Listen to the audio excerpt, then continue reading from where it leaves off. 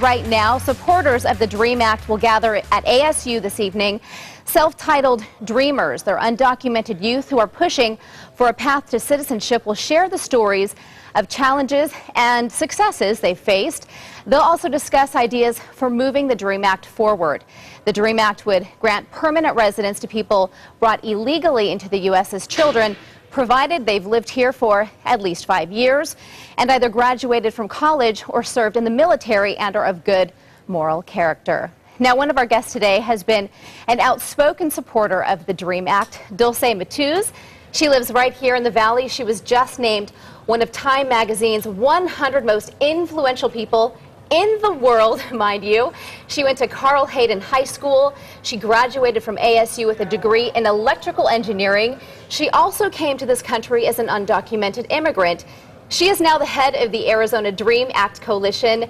A huge resume. Dulce, thanks so much for joining us. Oh, thank you for the invitation. Now, let's get a little bit of your backstory, because your parents brought you here when you were 15. What was the process of that? Well, it was only my mother. My parents are divorced, and my mother decided to immigrate here back in 1999. And I came here a year later when I was 15 years old. I came to the United States, first at California, then Arizona. Now, were you undocumented? I mean, the typical undocumented term when you came to the United States, or did you have some sort of visa?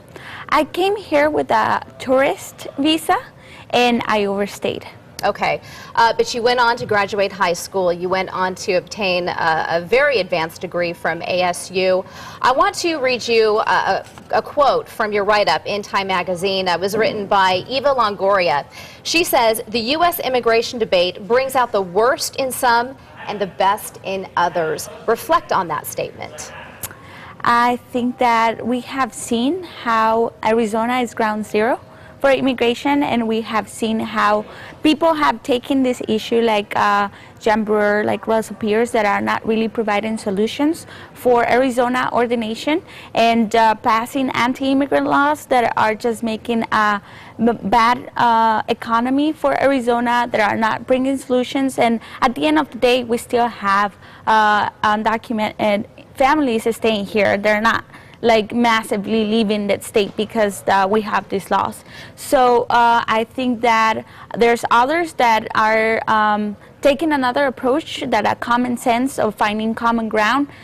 We understand that we cannot say let's legalize them all, because that's not feasible, but we cannot also take that say, oh, deport them all, because that's not feasible either. Now, at this time, you are not undocumented. You do have a work visa, but the DREAM Act is still very important to you. Tell me why it is such an important cause.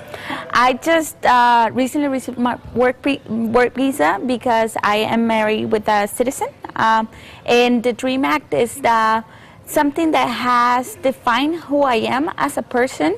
And I initially got involved because I've been undocumented in this country for 12 years, and I wanted to when they started attacking immigrant youth with laws like Proposition 300 that are telling us that we have to pay out-of-state tuition, even though that I pay my taxes because I have an individual tax identification number. I pay my sales tax every time I buy something, and I pay my property taxes directly if I own or indirectly if I rent. So even though that I'm a resident of Arizona, they're telling me that I'm not eligible to have in-state tuition, and Proposition 300 makes us pay out-of-state tuition and make us ineligible for any base merit scholarships.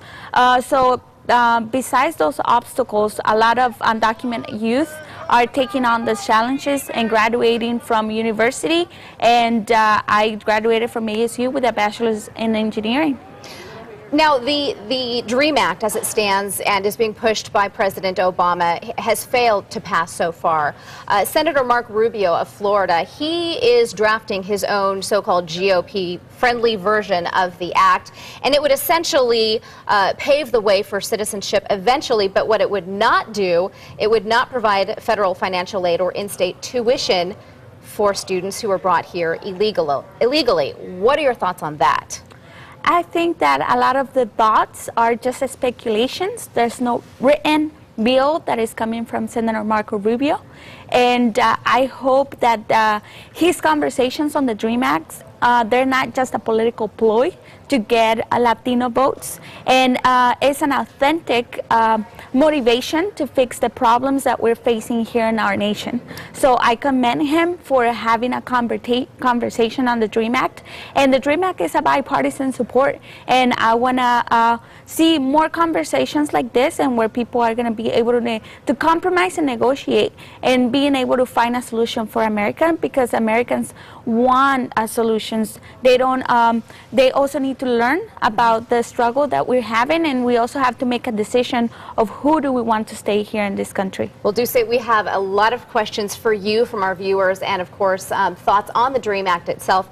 We're going to get to those at the end of the show, so if you haven't gotten those questions in and you'd like to, go ahead and do so now. But still to come on ABC.